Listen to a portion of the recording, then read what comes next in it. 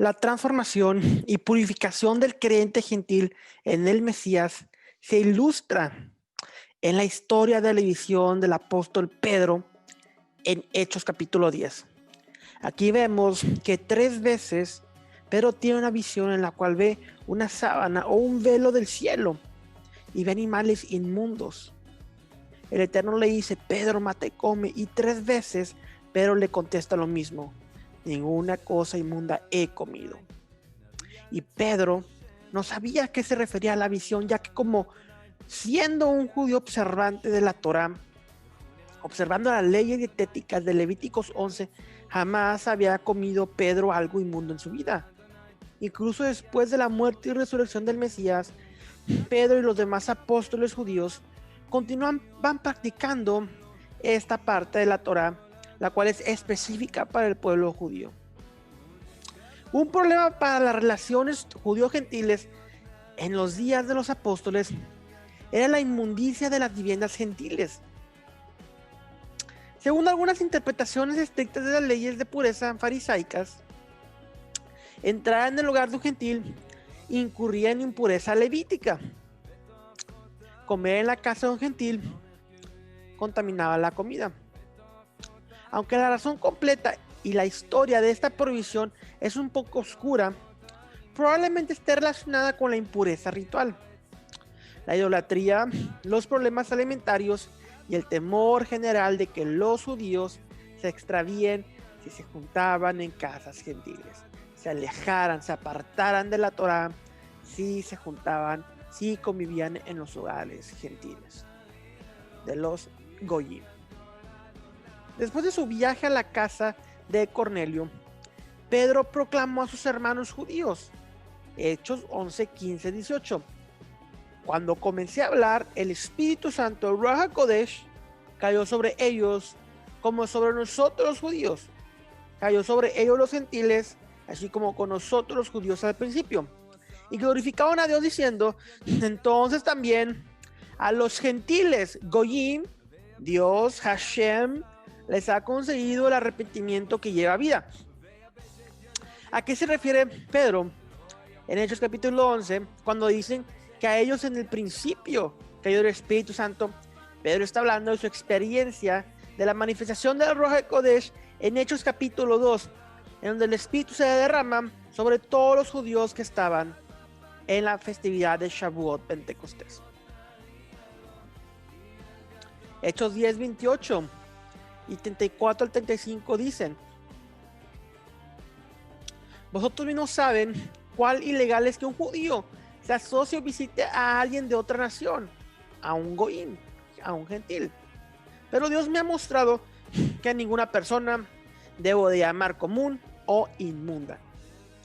Verdaderamente comprendo que Dios no hace excepción de personas, pero en todas las naciones, cualquiera que le teme y hace lo correcto, le es aceptable.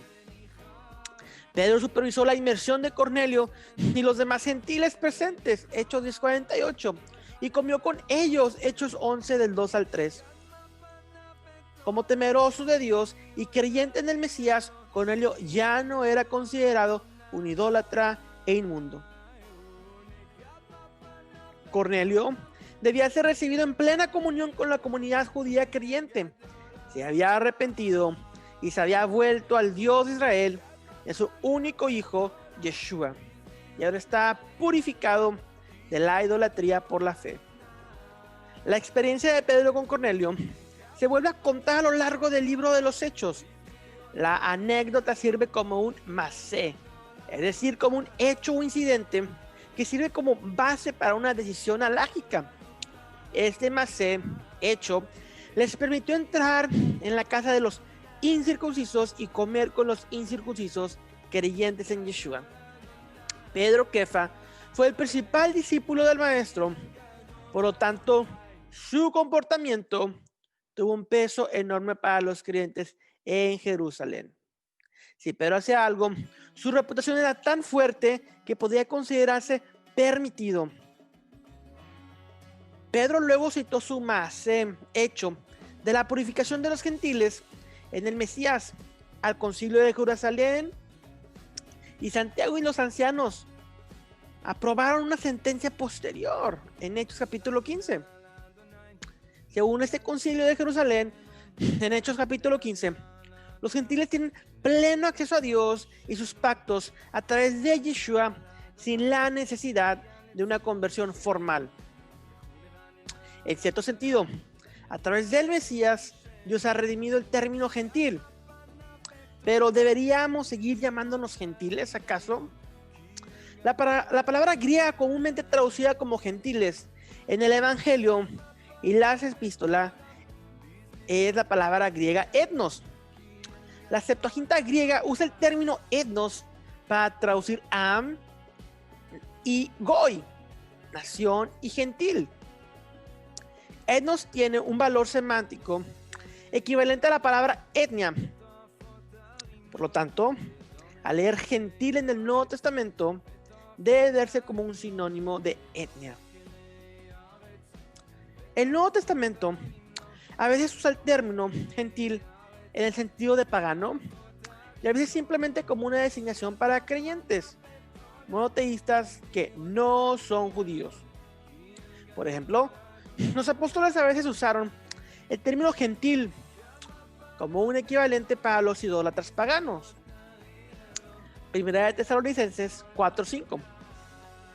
No en la pasión de la lujuria, como los gentiles que no conocen a Dios. Gentiles que no conocen a Dios, porque hay gentiles que sí conocen a Dios. El tiempo pasado es suficiente para hacer lo que los gentiles quieren hacer: vivir en la sensualidad, las pasiones, las borracheras, las orgías y las fiestas y la idolatría sin ley. Primera de Pedro 4:3. Sin embargo, Pablo también usa el término para designar a los no judíos que han llegado a conocer el Mesías. Hechos 15:23 dice: a los hermanos gentiles de Antioquía y Siria. Efesios 3:6. Este ministerio es que los gentiles son coherederos, miembros del mismo cuerpo y participantes de la promesa en Yeshua el Mesías a través del Evangelio. Efesios 3:1. Por eso yo, Pablo, prisionero por Cristo, el Mesías, Yeshua, a favor de ustedes los gentiles.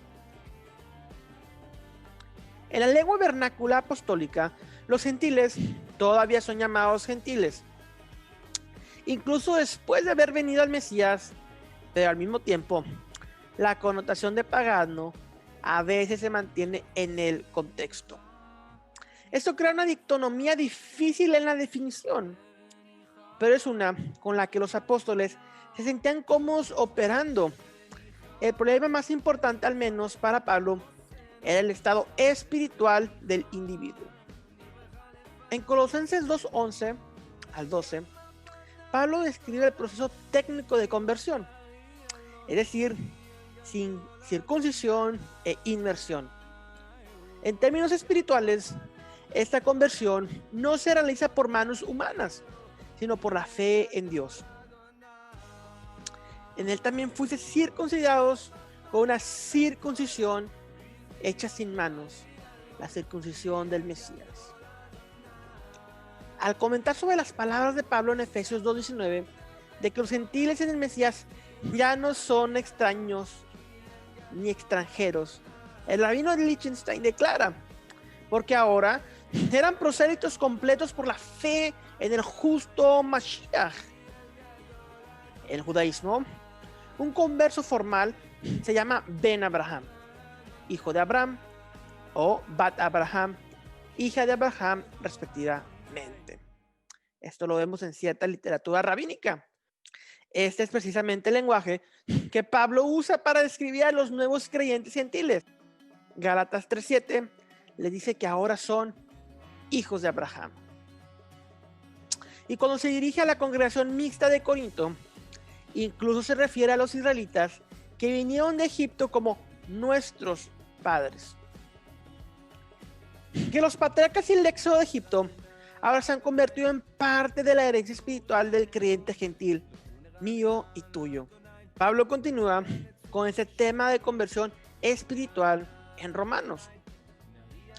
Por tanto, si el incircunciso cumple los requisitos de la Torá, no se considera su incircuncisión como circuncisión, y la circuncisión es la del corazón por el Espíritu.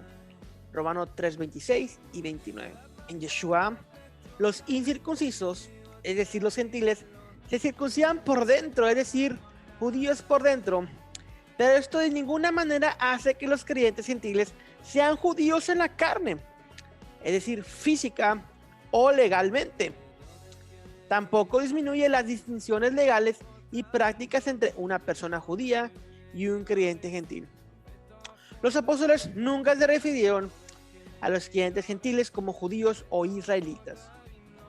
En Romanos 3, Pablo contrasta el papel respectivo de los creyentes gentiles con el del pueblo judío, enfatizando la singularidad del pueblo judío. Entonces, ¿qué ventaja tiene el judío? ¿O cuál es el valor de la circuncisión? Mucho en todos los sentidos. Lo primero, ciertamente, que a los judíos se les confiaron los oráculos de Dios. Romanos 3, del 1 al 12. Pablo termina el mismo capítulo construyendo un midrash sobre el Shema que vemos en Deuteronomio 6:4. Pablo escribe: ¿es Dios solo el Dios de los judíos? ¿No es también Dios de los gentiles? Sí, también de los gentiles, ya que Dios es uno. Romanos 3:29. En otras palabras, si Dios es verdaderamente uno, entonces es el Dios de los judíos y el Dios de los gentiles. Dios expresa su amor por la humanidad al extender la salvación a los que están fuera de Israel, al incorporarlos a su familia. Aquellos de nosotros de las naciones deberíamos estar orgullosos de ser gentiles. Dios nos ha creado como gentiles. El recogimiento de las naciones es el cumplimiento de la muerte del Mesías en la cruz. Y ahora cualquiera que se vuelva en el Mashiach puede encontrar la salvación. La palabra gentil no es un término negativo, ni se refiere a los idólatras de ninguna manera esencial. Sin embargo, recuerden lo que señalamos. El término gentil ni siquiera aparece en el texto griego del Nuevo Testamento. Más bien se usa la palabra etnos, que luego se traduce al español como gentil. Etnos significa etnia y no significa idolatría. El mismo hecho de que los no judíos seguían siendo llamados etnias después de venir al Mesías prueba que su etnia no ha cambiado y que siguen siendo uno de las naciones. Aunque el término gentil ha tenido varias implicaciones en diferentes contextos, su significado principal es el de uno de las naciones. Esa es la designación que usaron los apóstoles para distinguir a los creyentes no judíos de los creyentes judíos. Si fue lo suficientemente bueno para ellos, debería ser lo suficiente bueno para nosotros. Sin embargo, siempre debemos tener en cuenta que un gentil en el Mesías no es lo mismo legal o espiritualmente a uno fuera del Mesías. Los gentiles en el Mesías hemos sido transformados por la obra redentora de Yeshua. Aquellos de nosotros, de las naciones, debemos estar orgullosos de lo que Dios nos creó para hacer. Tenemos una oportunidad importante de ser una luz para Hashem y su reino. Junto con nuestros hermanos y hermanas judíos en el Mesías, debemos de trabajar para establecer el reino del Mesías y el gobierno de la Torá, al mismo tiempo que aceptamos nuestros propios roles únicos.